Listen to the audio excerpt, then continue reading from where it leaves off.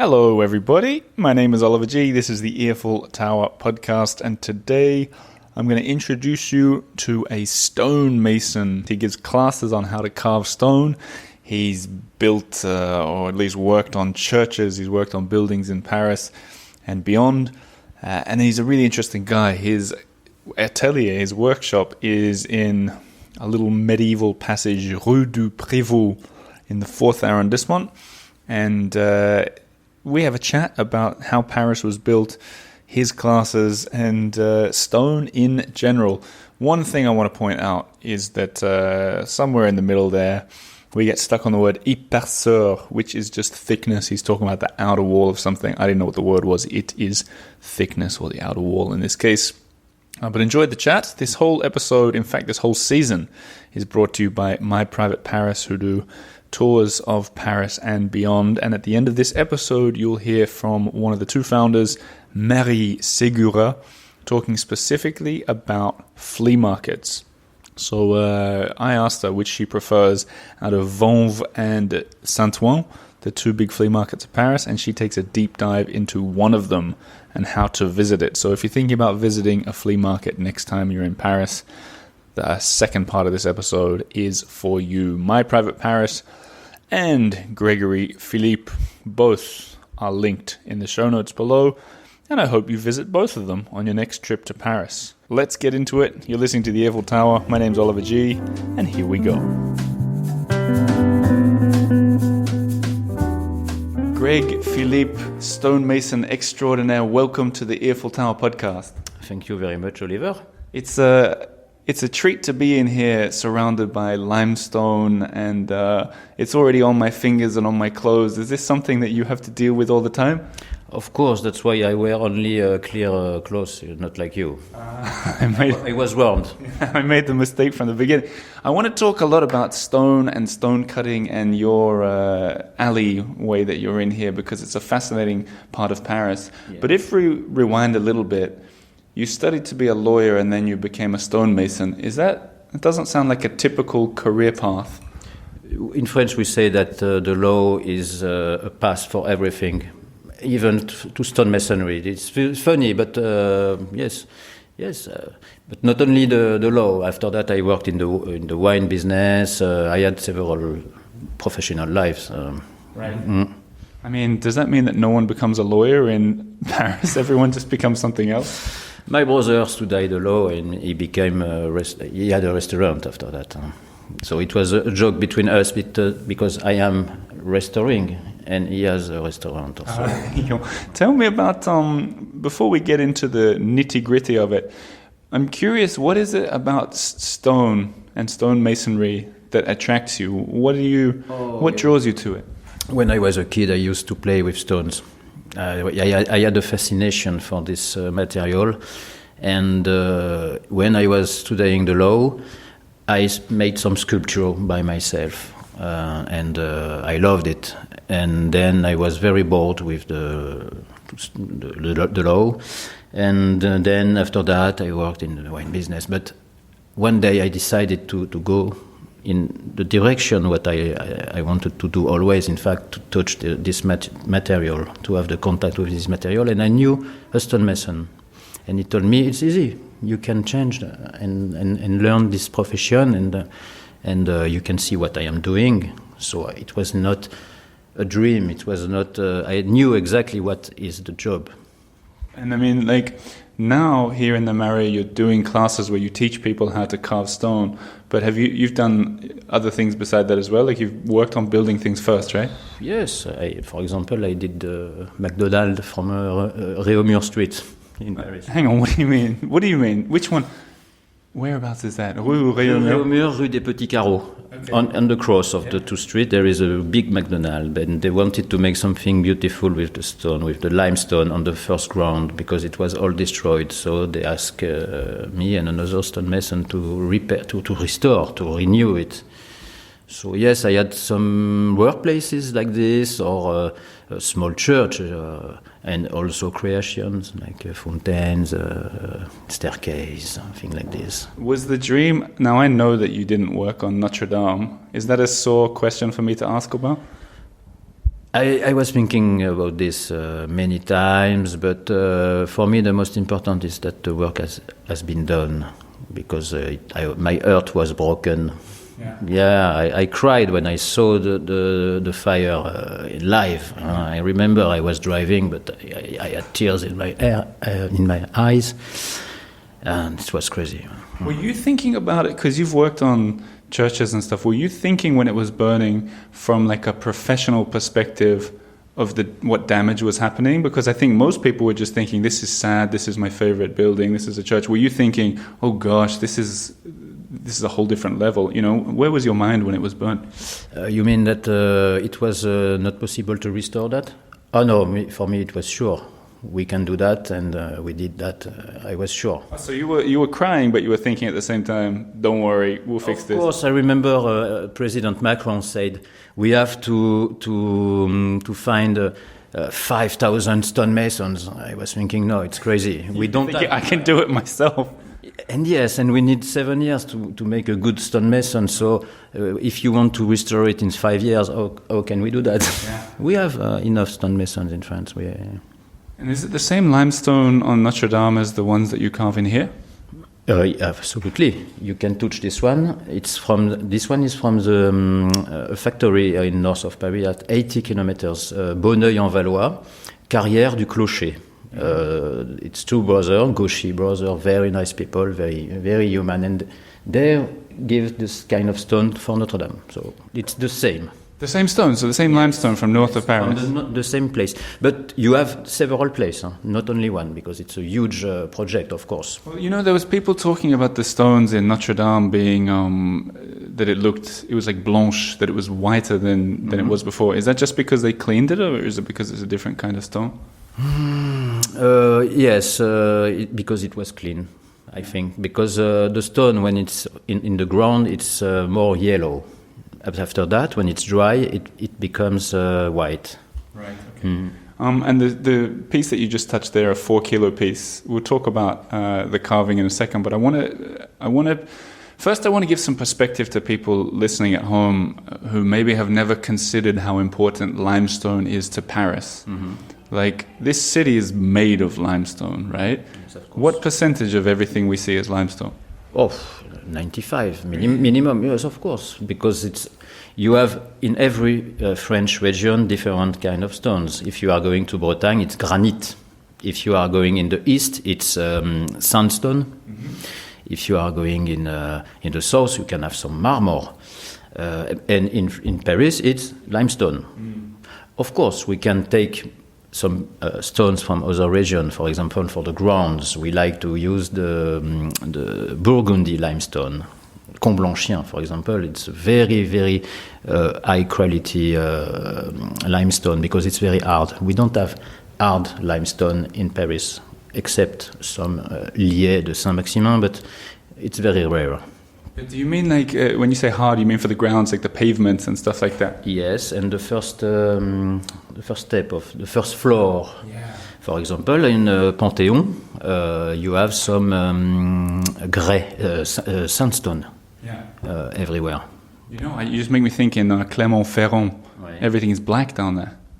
It's like volcanic stone or something. Probably. Have you not worked down there? I never went. No. Oh man, I can't believe I know something about stone that you didn't know. Okay, let's talk about this alley. To put it in perspective, if you've come to the Marais before, I think it's probably unlikely that you've walked down. Is it Rue du Prévost? Is that Rue du Prévost? Yes, it was in the Middle Age, Rue Percée. As you know, in the 13th century. So it's one of the oldest streets in Paris, and it's very interesting to see the architecture of the street, like in Middle Age, even the pavement, very nice.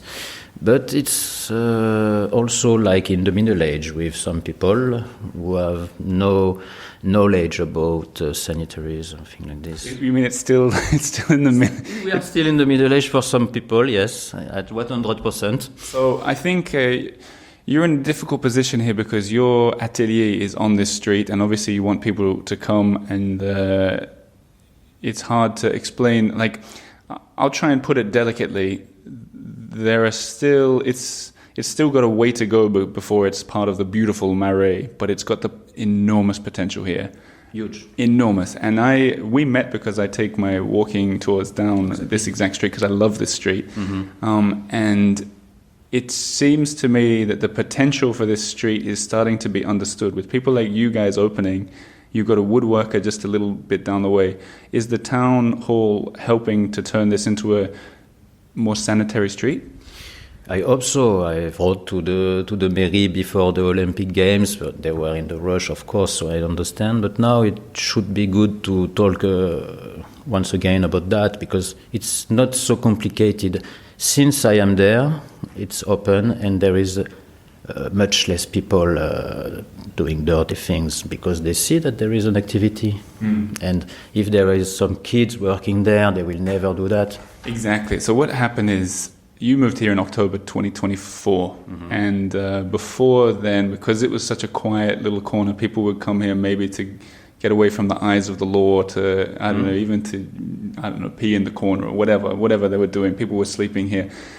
As this starts to change, it becomes an exciting thing because it's a medieval alleyway, and you've got people working on these kind of trades like yourself that have been happening since before the Middle Ages. Yes, that makes sense.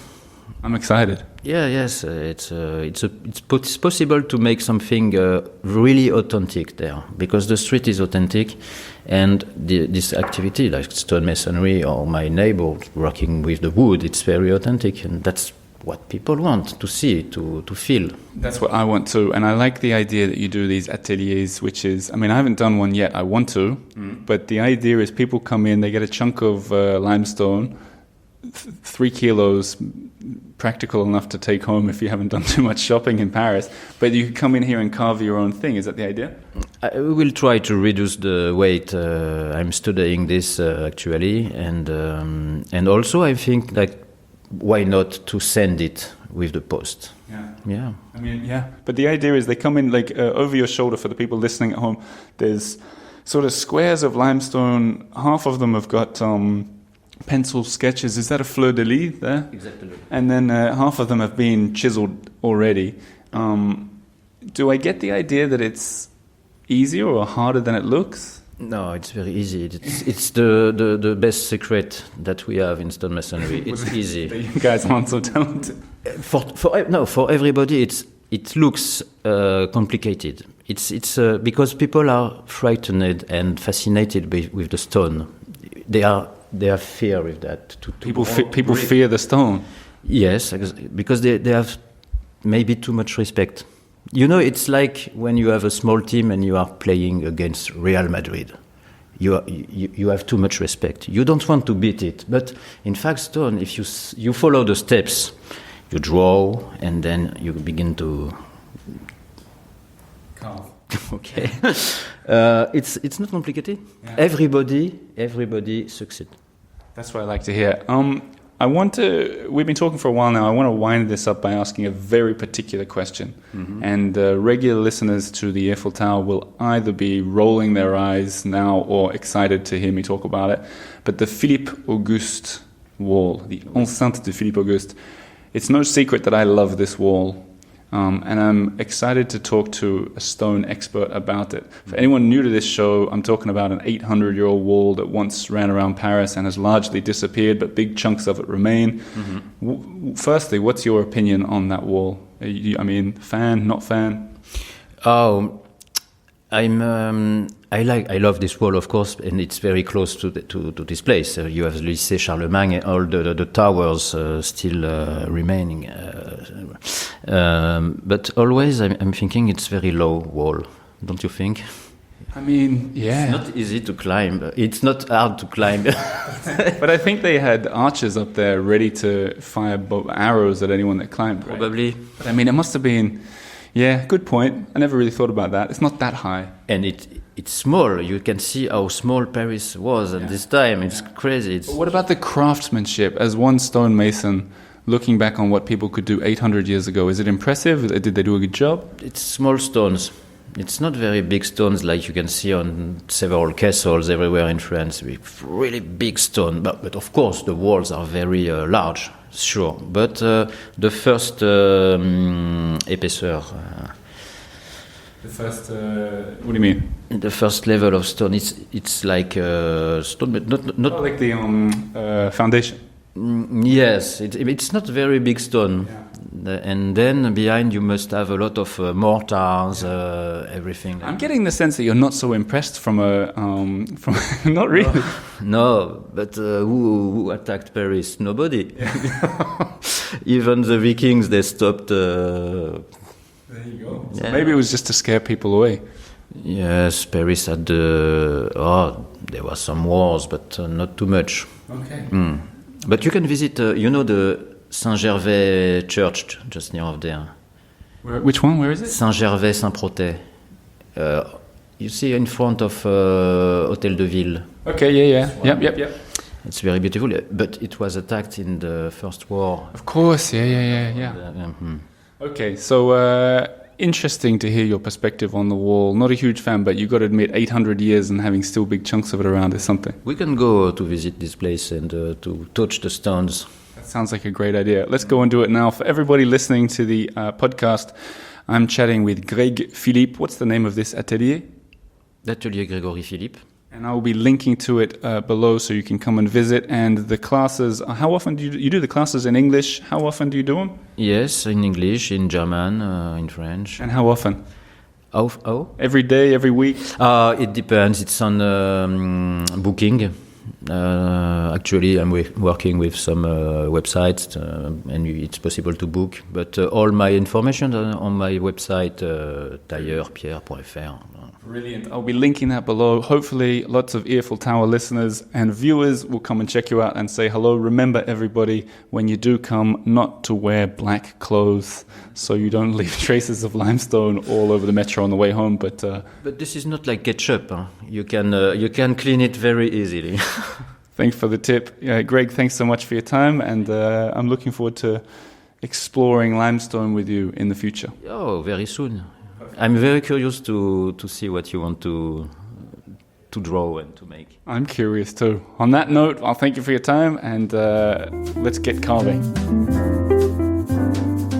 Hello, Marie. Hello. How is everything today? I'm good and everything is fine. What about you? I'm ready to go flea market shopping. Oh, okay. You want to spend some money with me? I don't know. Well, you know what? You bring up a good point because I think some people are afraid of going flea market shopping because they think they're going to get ripped off. It's true that having a guide is a good way to be sure of the quality, be sure of, if it's the best, shop to go. And there is this trust, that we select usually the owner that we know are doing a great job. But then also it's good to have a budget in mind before you go because you could get a little bit overwhelmed. Also beautiful. If I went with a French speaker, I speak French, but a fluent French speaker, a good French speaker, I'd be like, you do all the negotiating. Once people smell my weakness of my Australian accent shining through, they'll rinse me dry, I think. Do you think? No, what do you think?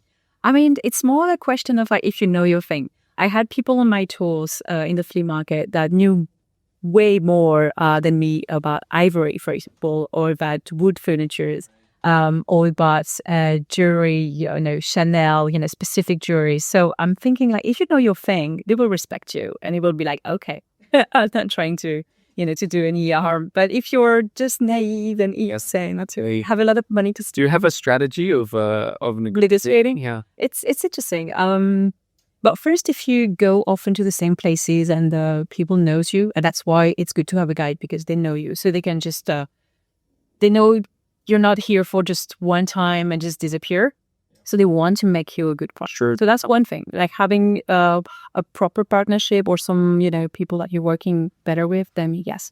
Then I would say don't expect to bargain too much in Saint Ouen. Their prices are high because they have good quality stuff. So they know their thing. So if you want to really to bargain, maybe it's not the best place. My strategy is I say 50 euros or I walk. So you said Saint Ouen. My big question was sort of, I think there's two famous flea markets in Paris, Saint Ouen and Vanves. I get the feeling that Vanves is maybe more for the locals. It is more for the local, but First Emotions tends to know a bit less English in Vanves. They will have the habits to sell to professionals or other antique dealers, for example, or people who know their stuff. Or exactly the opposite. Like people will just want to buy like little things, like more not scrap, but you know what I mean, like just tiny bibelots, as they say in French. Bilo. Oui, bibelot. What's that? You know, that just tiny items that not a big value, just you know, the little I don't know, like the duck made of porcelain that you have in your home, or B-I-B-L-O? Bibelot? Bibelot, and you can always say bibelot.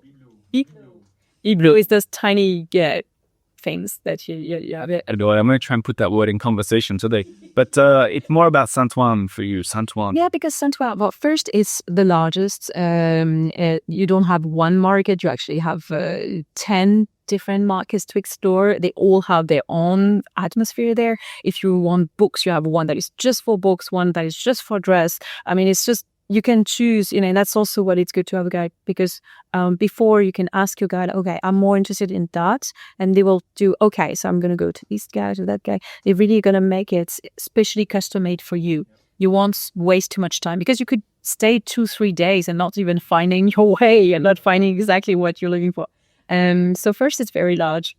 And second, it's just, again, you have art, mirrors. You can buy, you know, some leather chair. You can buy a piece of sculpture that is worth, I don't know, like 50,000 something. So you have really everything. Yeah. So I don't know, if you want to redecorate your room, you can do it. I found it, firstly, I found it overwhelming because I don't know my way around there. I've been a couple of times. But secondly, I think the very first time I went, I got off the train or whatever, and it was kind of, it wasn't a nice entry, and there was a lot of guys selling like fake basketball shoes or something. It's hard to find first the entrance. I thought that was the market, and I walked around there for 2 minutes. I thought, this isn't at all what I thought it was, and went home. Oh, a lot of people are doing that, and that's also why for us in the company, what we do is we're picking the people at the hotel with a taxi. Yeah. That's why also they avoid this part, because it's not the most glamorous part, for sure. Part de Clignancourt up to Marché Saint Ouen. A lot of people in between, like you, are getting the sensation that they're not in the right place, and they just don't go through. And just so with a guide, at least you be sure to be at the right spots and to go to the right place. But then when you're there, it's the atmosphere is completely changing. Yeah. So you pass through Porte Clignancourt, it's the periphery, it's the highway. You don't really feel that safe. But then when you're in the market, everything Gates of Narnia. That's a cupboard that opens up. You're right. Yeah. Silver, gold everywhere. What do you think about that? Is there just one restaurant there? Do you know which one I'm talking about? Cocotte. Yeah, it's one very good one. But then you have also different bistro and brasseries. I have one. My favorite one is one where they are playing manouche jazz during the day, and especially during lunchtime. Right. And they are a big fan of Django Reinhardt, and I also like Django Reinhardt. So it's cool to be in these. I would say the flea market is associated with this manouche kind of style of music since a long time. So it makes more sense to me to go there than to go to Ma Cocotte, which is a bit more, high end. Which is the one that has, is the Ma Cocotte, is that what it's called? Is that the one that has like Edith Piaf singers and stuff? Oh, or you think about another one. Oh, there is another, there's so many. Oh yeah, there is another one. There is this one I need to revisit, I think. Yeah. There's this one where they are singing, you're right, every lunch, Edith Piaf, but also other French musicians. And this one is in the oldest parts, Vernaison. In the first market, the one that is, and that's very treasure. It's not that easy to find a table. It's really just very full of people. It's cool. You just basically said there's a couple of good restaurants, so it means even just to trial the restaurants, you need to make a couple of visits to this. I'm sure many people would be like, ticket off, done. But oh no, it's so interesting, and every time you go there, to me, it feels like a little bit like a Disneyland kind of thing, but it's like a park, because there is always a new shop upcoming, and there is those Vuitton trunk, and just to see some items that you always saw in the museum, for example, or from the 19th century, and just they're just right there, and you could buy them. Can you get bargains there too, or is it for the Vuitton trunk? No, but are you interested? Do people come away and go, "Oh man, I got a good deal today," or is it? You can always, you can always. What I'm saying to my clients is always like, don't expect more than 15% off, maybe 20 on tiny items. That would be the max. Like, it's hard to. I mean, of course, you can always do more about it. It's just because they know it's so popular. They know they will sell it at one point. You know, like they don't have to. So maybe it's more about getting an item and asking them to throw in a little bibelot for free. You know what? That's usually what they do. That's usually what they do. Like you're buying something and they always like, oh, I have this little candle or little thing. Then yeah, they offer me also sometimes. I have some rings, like fake, of course, but I like that. So you think I got away with my first use of the word bibelot? Just You did very well. brilliant. Okay, everybody, if you're thinking to go out to the Saint Ouen flea markets, do it in the company of my private Paris. You might even get Marais taking you out there, I loved it. looking among the art for an old Van Gogh or some old Django Reinhardt. I will keep the Van Gogh. Check them out for tours over Saint Ouen, but also tours all over Paris and even day trips from beyond Paris. Marais, thanks for being in the studio. And everybody, thanks for listening to the show. I'll be back again next week with another episode. My name is Oliver G, and this is the Earful Tower.